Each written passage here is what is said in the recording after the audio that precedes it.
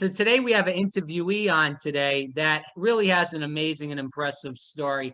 It's really inspirational to people, especially through this tough time of coronavirus, where a lot of people have had siblings, family members that have passed away. We're still dealing with people that are not vaccinated, still people getting sick. And this man that we're having on right now, he is an inspiration to me and hopefully all the people that hear this, as far as he really beat the odds. There was one point in time where Stuart Hall, who's going to be talking in just a second, there was a time where, people thought that he may pass away. Stuart Hall, first of all, thanks so much for coming on, and thank you for telling your story with us in just a second. I really appreciate you coming on today. Rob, I am honored to be with you. Been looking forward to it. I appreciate the Rhode Island / South Florida accent already. You come from Lamar Odom land, so you're already a big hit in my book. I didn't know you were that big of a basketball guy. Wow. I mean, I know your daughter played, but. Yeah, I actually played in college 50 pounds ago. What college did you play at? Freshman year, University of Alabama, and then I transferred to a smaller school and finished there in University of Mobile. It's an NAIA school. So right. Yeah. Lamar Odom, Catino Mobley was on that team, if you remember that team. I think they went with Jim Herrick. Yep. Jim Herrick, who went on to UCLA and Georgia and got in a lot of trouble, and we don't know what he's doing now. Well, hopefully he's not in prison. That's the thing we hope. But we'll start the interview with Go Gators. As a person that went there, as a person that's a huge Gators fan, I always like to tell somebody that has someone there, as far as your daughter who kicks butt on the soccer field, Go Gators. So we'll start with that. Stuart Hall, Go Gators. Chomp them, baby. Let's go Gators. Before the virus really took shape in the U.S., were you following the news about it? And what was your opinion on the virus back before it even got to the U.S.? Well, yes. The short answer is yes. My wife, Kelly, and I were very clued in, mainly because we had our two daughters were in college, and we started hearing rumblings of what might have to happen on collegiate campuses. And you started seeing places here and there decide to shut it down and send kids home. Mm-hmm. I also travel and speak as a part of my job, and we had several places where I was scheduled to speak that decided to either postpone or cancel those events. And so we started kind of getting our head up.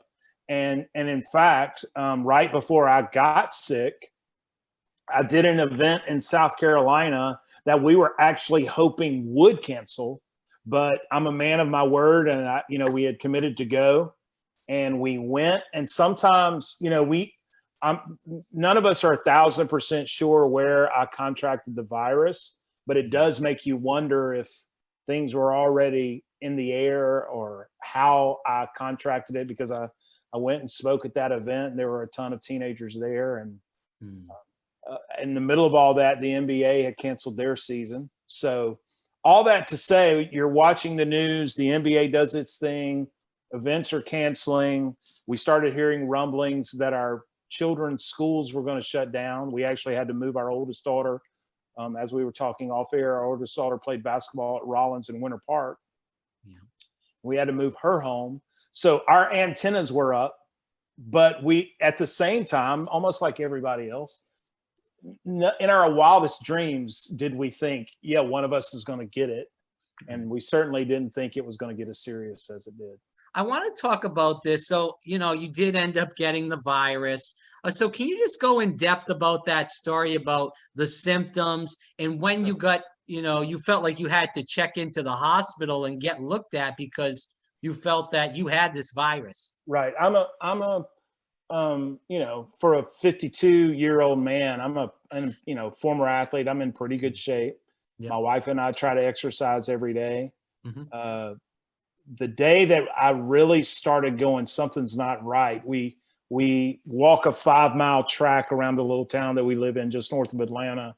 There's a really steep hill. We call it the Hill of Death, that we always try to go up because it gets your heart rate up and stuff. And went up that hill, finished the 5 miles, but at the end of the 5 miles, abnormally, I was coughing a lot. And I just looked at Kelly and I'm like, that's weird. Like, I can't stop coughing. And came home, and for the next couple of days, I felt like I got the flu, flu-like symptoms. Never lost my sense of, or my sense of taste or smell, but just didn't feel good.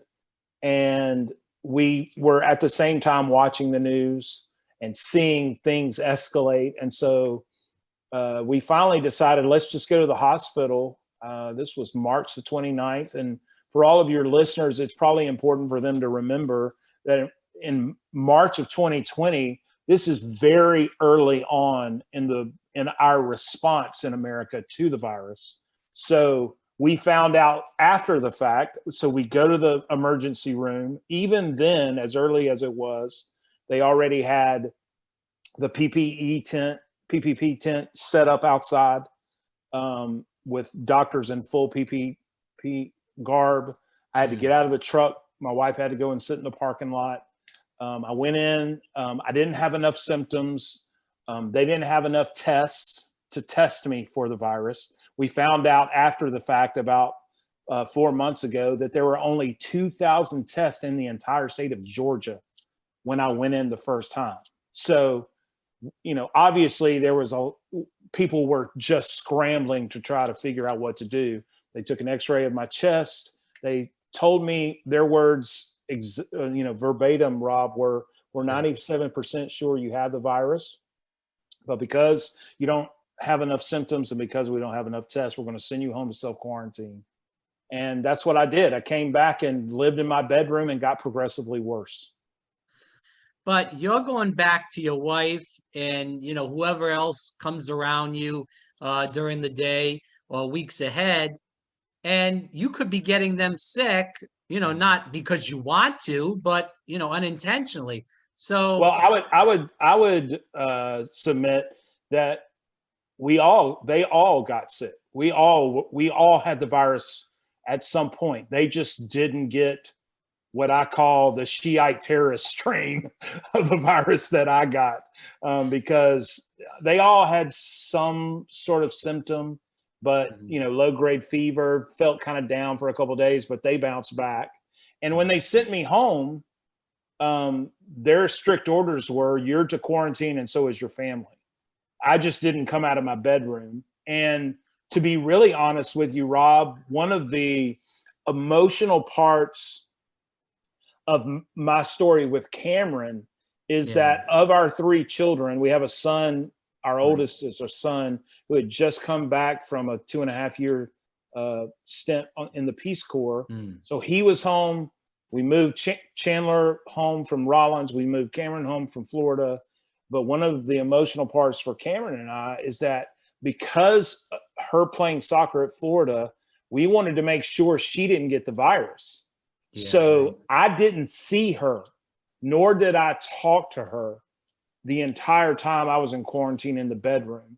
So literally when they rushed me to the hospital on May the 7th, in the early morning hours of May the 7th, until the time that I saw them in the parking lot a month later, I hadn't spoken to Cameron or seen her. And there was a whole lot of guilt on her. Like, she felt guilt that she hadn't talked to her dad, and I felt guilt that I had kind of sequestered myself away. But we were that stringent about making sure nobody else got sick. I do want to talk about, you talked about you're in great shape. I remember watching videos on Instagram, I believe, through the Gators Instagram, through Cameron's Instagram, that you're in good shape. You're a muscular guy, but you lost a lot of weight and got very weak. So was that one of the symptoms, or how did all that come about? Was that because of fully COVID? That was because I laid in a hospital bed in a coma for 30 days. Oh, wow. Or 20 something days. It's amazing what happens when your muscles begin to, when atrophy sets in. It's also one of the reasons why I had to relearn how to walk, because your body, I was in a medically induced coma for 20 something days. And that's where all that weight went. I kind of wish I could have kept it off. That would have been amazing. But I was, like, as you stated, once I got out of the hospital, I did physical therapy Monday through Friday for up until December. So I got out of the hospital on May the 2nd, started physical therapy on May the 4th, and did physical therapy Monday through Friday every single day up until the end of the year, just to relearn how to walk, to regain my strength. I've regained a lot of that weight, but now it's really good distributed muscle weight. Unfortunately, I am 53 years old, and a couple of weeks ago, I tore a ligament in my right ankle. I would love to tell you I did that dunking a basketball, but the actual truth is I was walking our daughter's dog around campus at Florida and stepped in a hole. So that's what happens when you're 53. Oh, gosh. But my thing is, we're hearing a lot of things now with the vaccine. And I know, this is obviously before all the vaccines came out with the blood clot issue. Yes. Now you're laying in bed for, many days at a time, not moving. Did you worry about, or did you even get blood clots? Because there's no movement, period.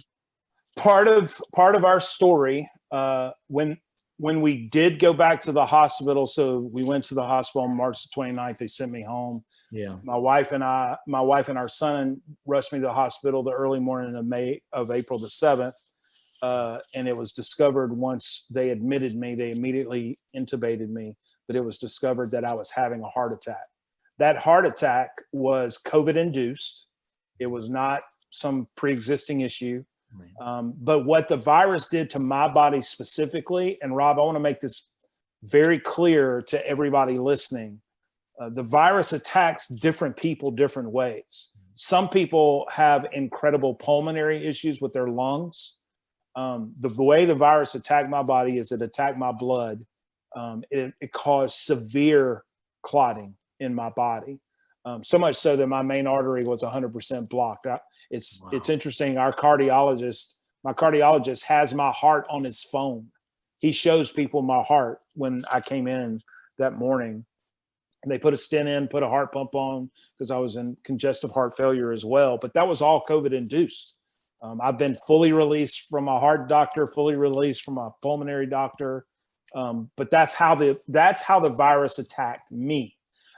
So much so that, back to your point, when I was in the medically induced coma, I developed blood clots in my legs. At one point, they had to put I think it's called an IVC filter in my stomach. And that IVC filter kind of, if a blood clot was to try to move up from my legs toward my heart, the filter is supposed to catch it.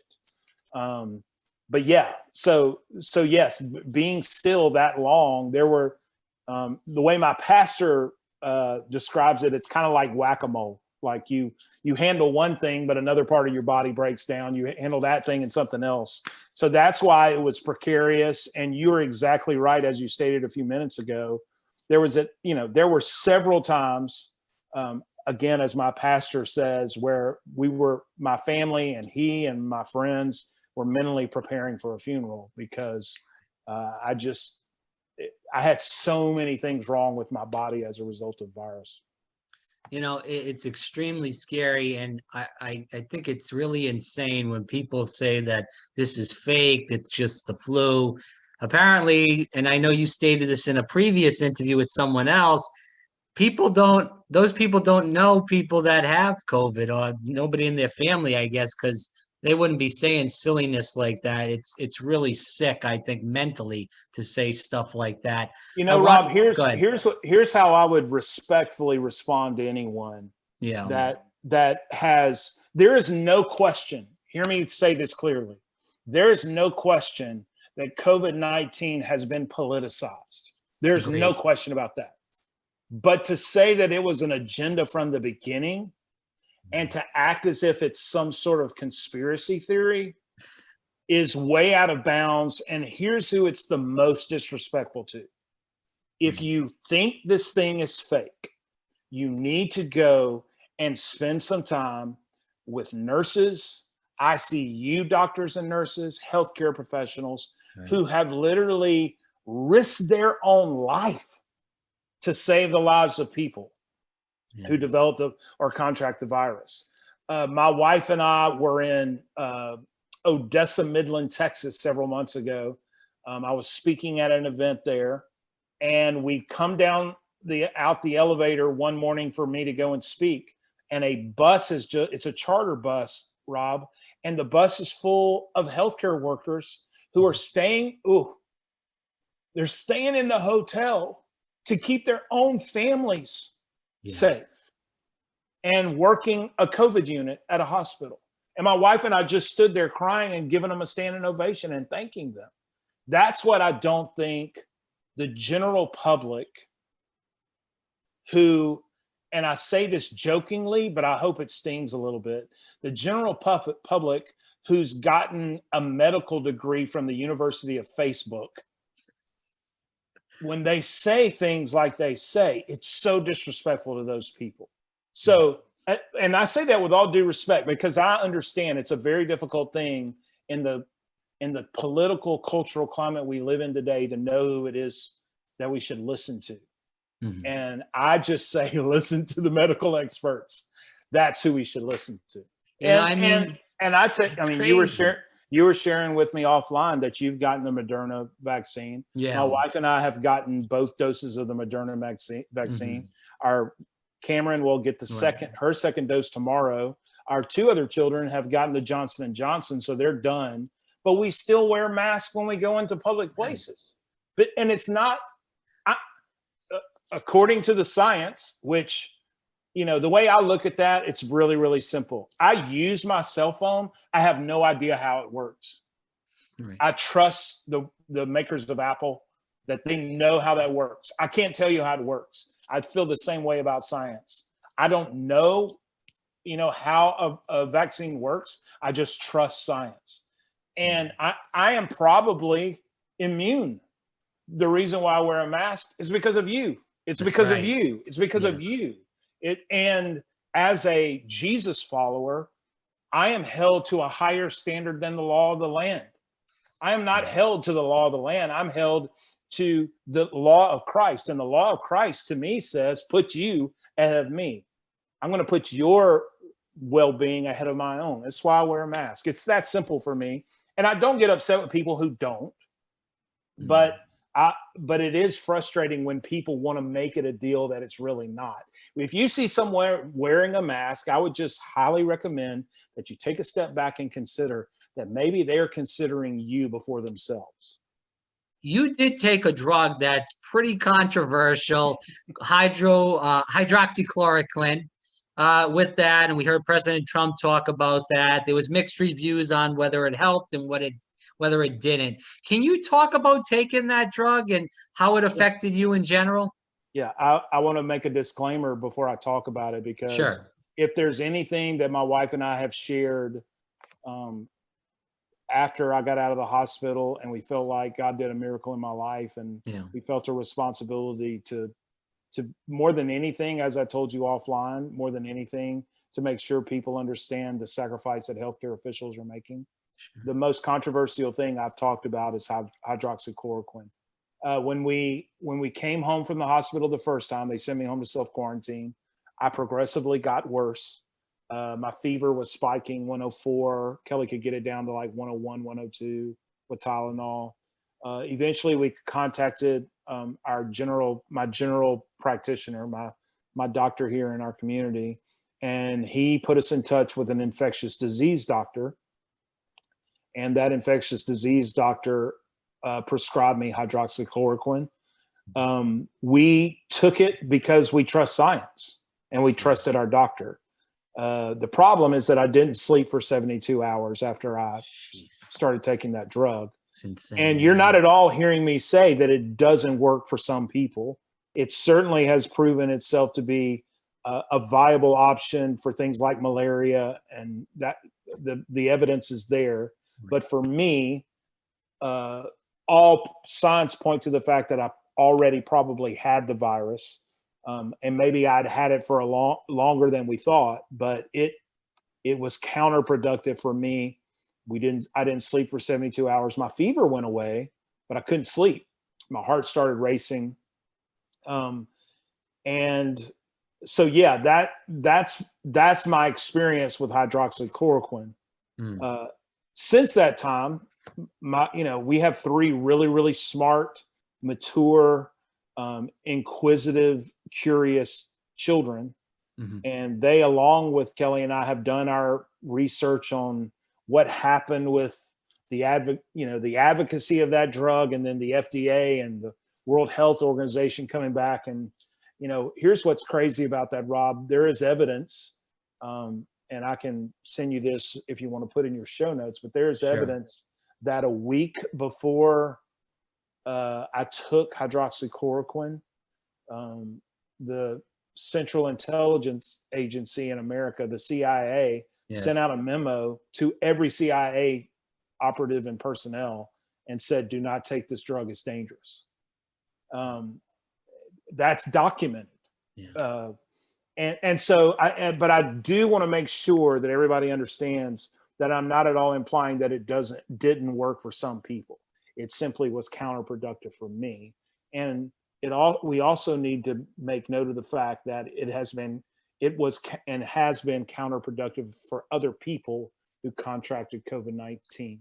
So yeah, that's our experience with hydroxychloroquine. We're not big fans of that drug in our home, simply because of the effect that it had on my body. 72 hours, gosh, Yeah.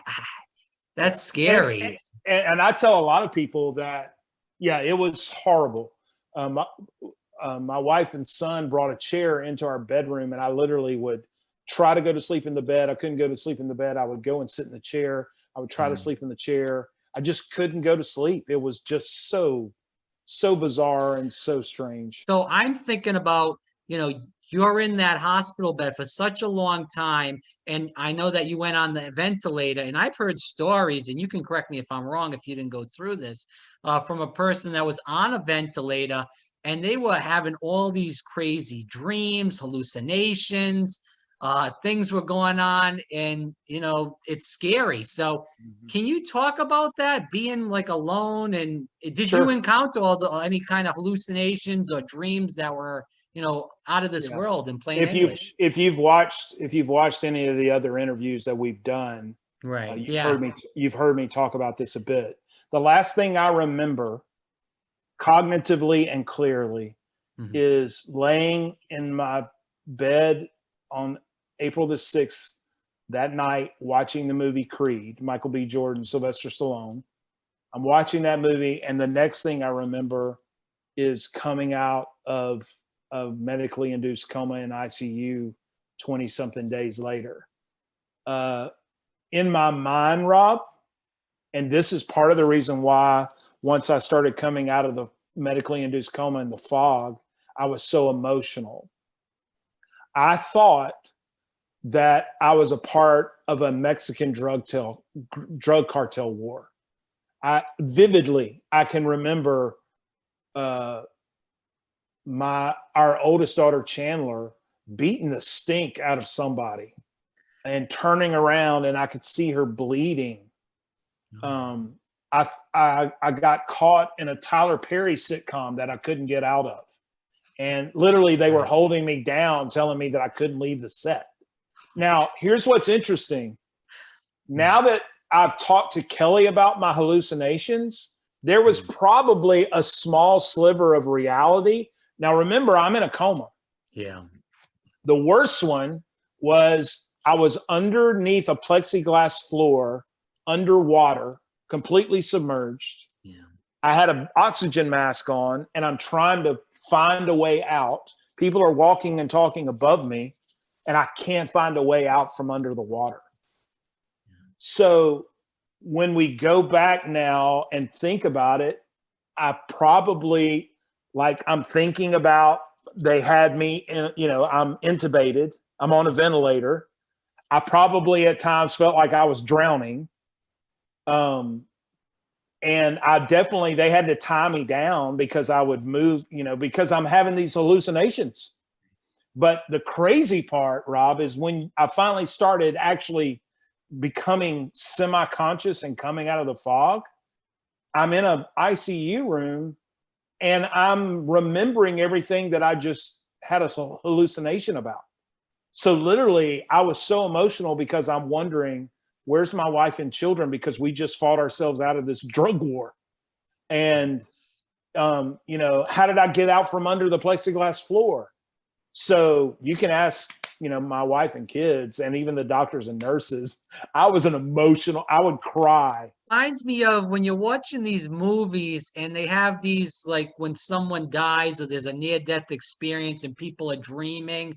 Right. That's what I'm thinking about when you're talking about being under glass and fighting for your life. Right. And it just brings me back to, you know, movies like that show Sure. that, like, you feel like you're gonna die. Yeah, and And not only that, but then when you do come to, one thing that I remember distinctly, I think my first cognitive memory of being conscious was at night. My ICU room, my bed faced a hallway coming toward me, and then the hallway would turn to my left, and I'm seeing all these people in PPE and mask on. Right. And it looked like, literally, I'm like, I'm a part of a carnival, because these people had, you know, all the nurses and medical personnel had brought their own personality to their masks. So you got people who've got smiley faces on, and literally when I finally got to talk to Kelly, I'm like, I think I whispered to her once I, you know, could talk. I'm like, I think I'm a part of a carnival. And, you know, of course she has a ton of funny stories about things that I said, because I just couldn't make sense of reality. Of course. Well, I mean, if you were asleep for that long and even if you wake up and you're in a hospital, and I don't know if you were tied down. I know you said you were on the ventilator, they had to tie you down. But if you woke up tied down, I mean, you could feel like you're in a mental institution or something. No question about it. No, and you know, people have often said you're crazy.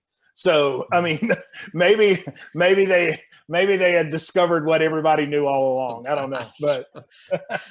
So let's talk about going through this again. You're alone, you're in the hospital, there's ups and downs of this virus where, and I remember you hearing you and Kelly talk about this in other interviews, that you felt one day you felt great, then all of a sudden you went downhill and you went into this health crisis. How did you get through this? Was it just, you know, thinking about your family? Was it just your faith in Jesus Christ in general?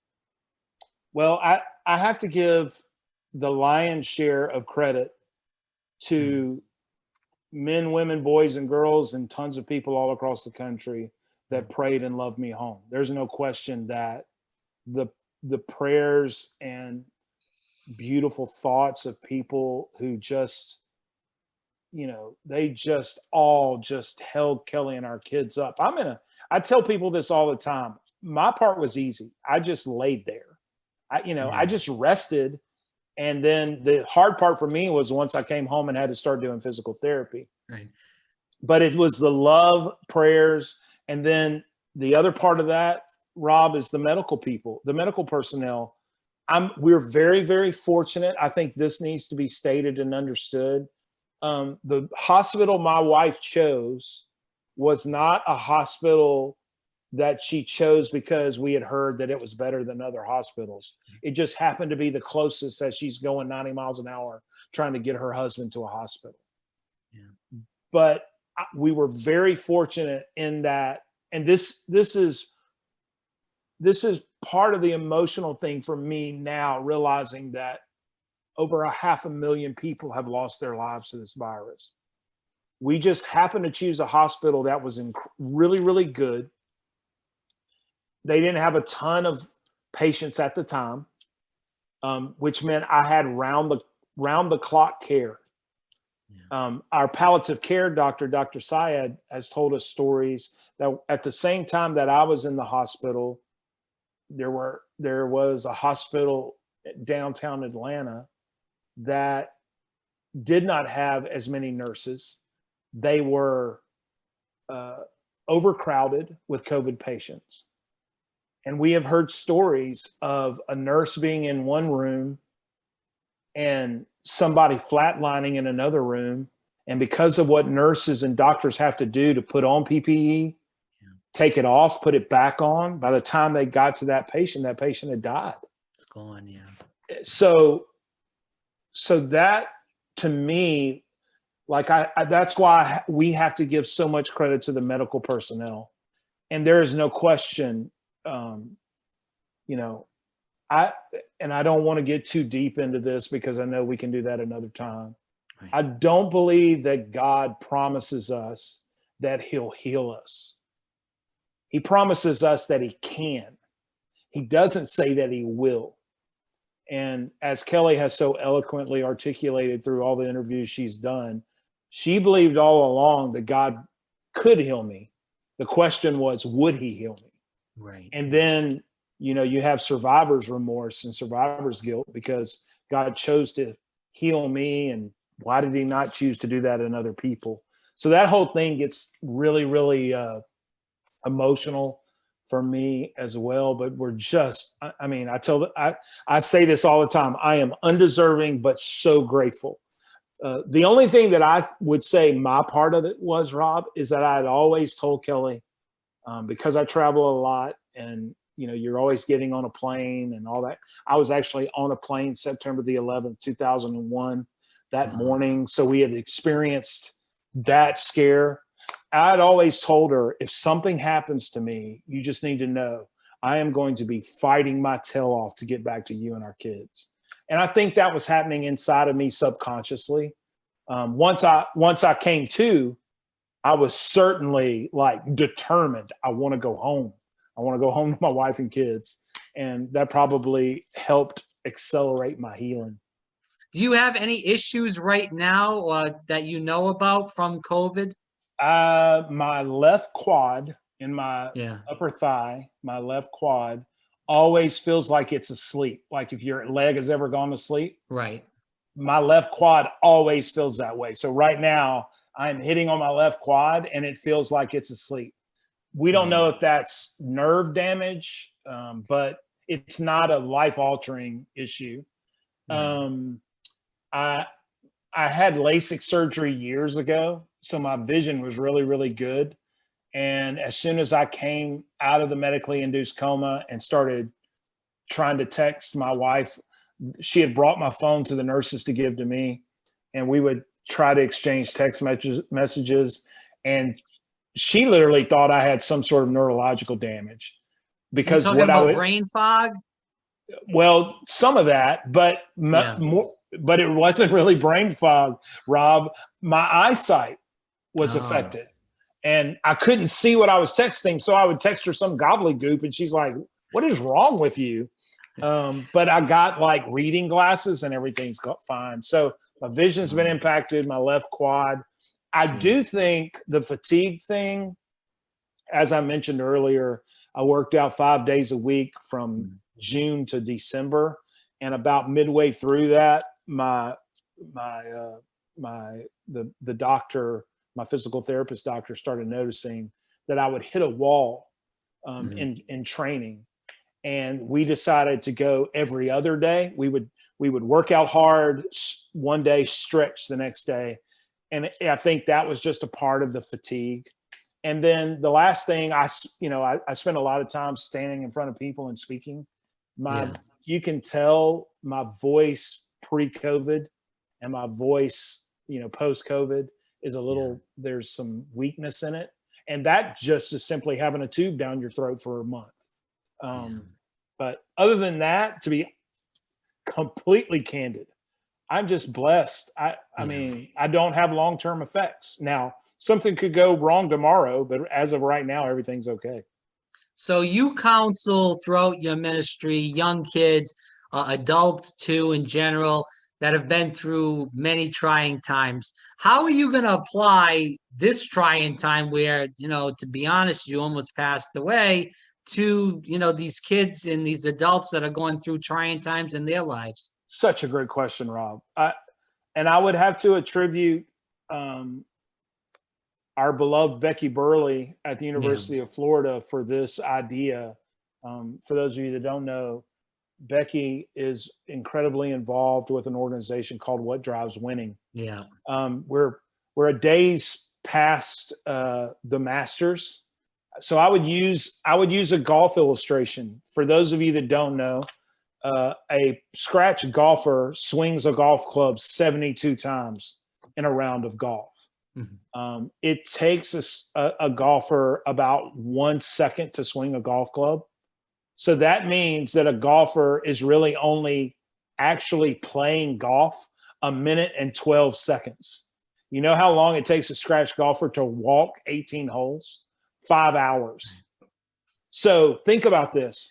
Out of 5 hours of playing golf, they actually only swing a golf club 1 minute and 12 seconds of the 5 hours.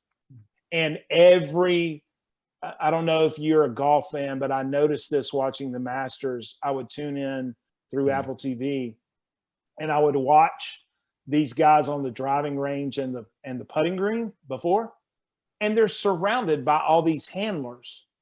You know why they have handlers? Because so much of the game of golf is in your head. Because the question is, if you're only actually swinging a golf club for a minute and 12 seconds, what are you doing with the other 298 minutes and 38 seconds? You're right. And that's what I want to share with the next generation, that grit is this ability to bounce back. And I think it's part of the reason why Paul, who wrote half of the New Testament, said, I am forgetting what is behind me. I am straining toward what is ahead. It doesn't mean that I forget as in I will never think about it again, but I'm going to use that as motivation for me to go forward.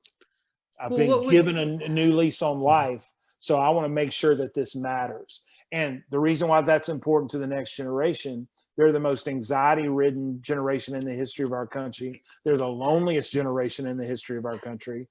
Stuff that you and I want to talk about on another podcast or another episode. So please. I want to make sure that my story helps some kid see you can bounce back. I had to relearn how to walk, and now I'm running. So you can do that, but it's going to take you thinking correctly. And I guess we kind of touched on this already, so I guess we'll end it there, because I was just going to say about people that are saying that the virus is fake and they didn't want to wear a mask, but you kind of touched on that. You kind of already got into that. Come on, people. We are a collective of individuals who are neighbors of each other. Just consider other people before yourself.